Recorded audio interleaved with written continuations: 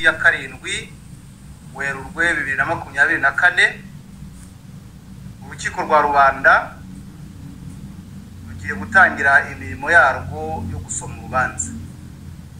Bagira ngo tubisegureho tangiye dukereho iminota 30 ariko ni imirimo yabaye myinshi ishiye ku kuranga cyangwa se umwiherero w'abacamanza. Aba rero ngira ngo bararikire ko none tugiye gusoma urubanza, tukaba turi buze kubagaragariza uko iburanishwa ryagenze n'icyemezo cy'urukiko. Abambasaba rero gutega amatwi mwitonze kandi mukurikira kugira ngo mumenye aho urukiko ruva naho rujya n'imirimo yabo.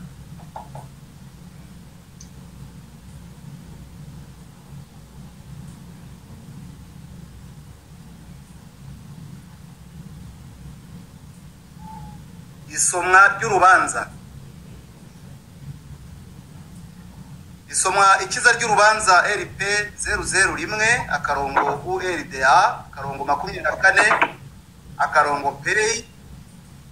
Urukiko rwa Rubanda ruri ku cyicaro cyarwo ruburanisha imanza z'inshinjabyaha.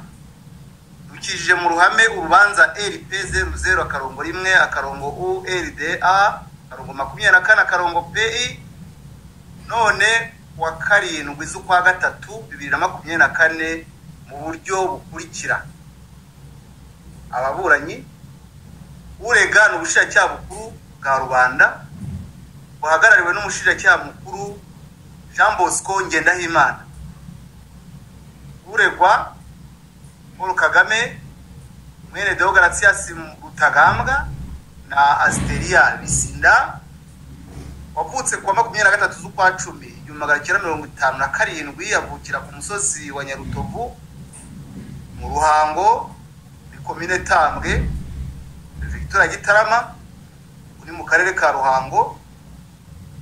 Atuye abarizwa cyangwa akorera mu mujyi wa Kigali uri village Urugwiro ku ngoro y'umukuru w'igihugu mu Rwanda. Telefone ye irazwi na email ntabwo tubigarukaho. Yashakanye na Jeannette Nyiramongi bafitanye abana 4. Yabaye umusirikare wo ku rwego rwa General Major, akaba ari perezida wa Repubulika y'u Rwanda guhera kwa 24 Werurwe 2020.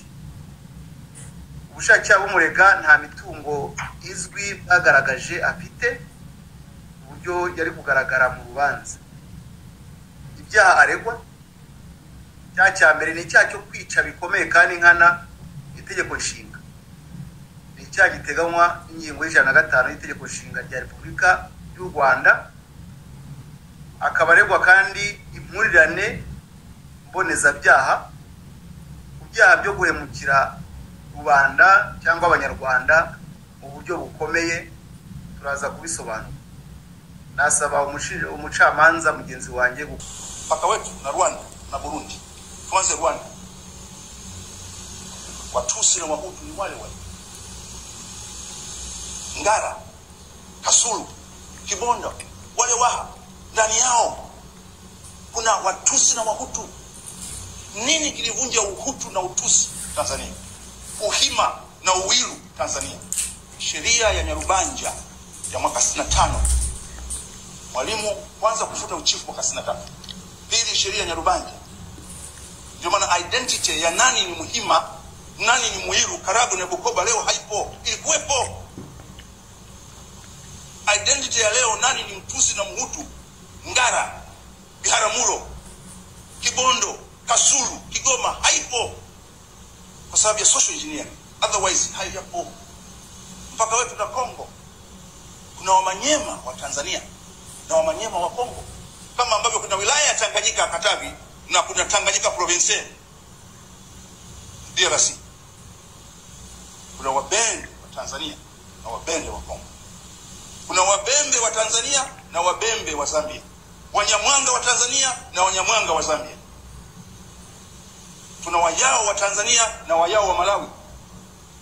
Tuna Wangonde wa Tanzania na Wangonde wa Malawi. Tuna Wamakua wa Tanzania na Wamakua wa Msumbiji. Tuna Wamakonde wa Tanzania na Wamakonde wa Msumbiji.